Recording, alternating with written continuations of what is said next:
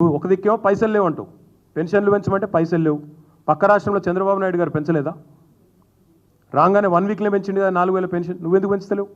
దానికేమో పైసలు లేవు. ఈరోజు వానాకాలం లాస్ట్ డే, ఇంతవరకు రైతు బంధు దిక్కులేదు. రైతులు అడుగుతున్నారు, అయిపోయింది మొత్తం పంటలు నాట్లేసినాం, సీజన్ అయిపోతుంది, ఎప్పుడు వస్తాయి పైసలు? దానికి సమాధానం లేదు.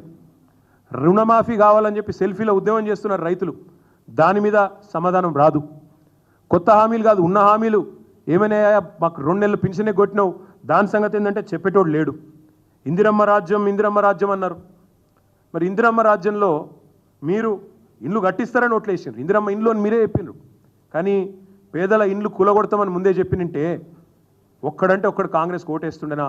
ఒక్కసారి ఆలోచించమని చెప్పి నేను ఈ ముఖ్యమంత్రిని అడుగుతా ఉన్నా. అసలు ముఖ్యమంత్రి గారు 3-4 రోజుల నుంచి ముఖం చాటేసిండు మీడియాకి, లేకపోతే మీతో చీట్ చాట్లు అవి చేస్తుంటాడు కదా ఎక్కువ, ఇప్పుడు చేస్తలేడు. ఎందుకు? భయం. ఆతల ప్రజల ఆగ్రహం కట్టలు తెంచుకుంటున్నది, ప్రజలు ఆగ్రహం దగ్గరలో అవుతున్నారనే భయం అధికారులను ముంగడ పెడుతున్నారు. ఇది ఒక అలవాటు అయిపోయింది.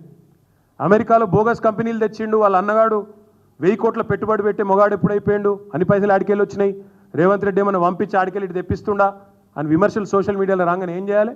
జయేష్ రంజన్ రావాలి, రామకృష్ణారావు రావాలి, వాళ్ళు సంజాయిషి ఇవ్వాలి. ఇవాళ హైదరాబాద్లో మూసీలో ఈ రకంగా దుర్మార్గం ఎట్లా చేస్తారు, అరాచకం ఎట్లా చేస్తారంటే ఓ దానకిషోర్, ఓ రంగనాథ్ రావాలి. ఎందుకు నీ మంత్రులు ఎందుకు వస్తలేరు ముంగటికి? మంత్రులు ఎందుకో వచ్చి చెప్తలేరు మూసీ వల్ల గొప్పదనం, మూసీ ఎంత జనరంజకమైన ప్రాజెక్టు, మూసీ ఎంత అద్భుతమైన ప్రాజెక్టు, మూసీని చేయడం వల్ల రాష్ట్రం ఎట్లా మురిసిపోతుంది, దానివల్ల ఎన్ని అద్భుతాలు జరుగుతాయి, ఎందుకు చెప్పలేకపోతున్నారు? చేతనైతే లేదా? లేక సరుకు లేదా? నేను అదే అంటా ఉన్నా, వాస్తవాలు చెప్పే ధైర్యం లేక అధికారుల వెనకాల దాక్కుంటే కుదరదు ముఖ్యమంత్రి.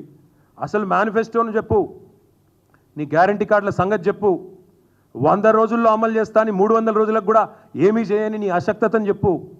ఎందుకు మరి ఎవరి కోసం ఈ కూల్చివేతలు, ఎవడి కోసం ఈ 1,50,000 కోట్లు చెప్పు.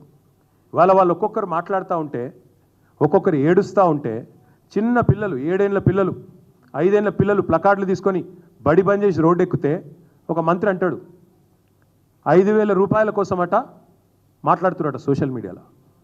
అందరూ మీ లెక్క ఉండరు, కాంగ్రెస్ వాళ్ళ లెక్క. 50 కోట్లకు పీసీసీ ప్రెసిడెంట్ అమ్ముకోవడం, 500 కోట్లకు ముఖ్యమంత్రి పదవి అమ్ముకోవడం, మంత్రులు ఒక్కొక్కరు పంచుకోవడం, పర్సెంట్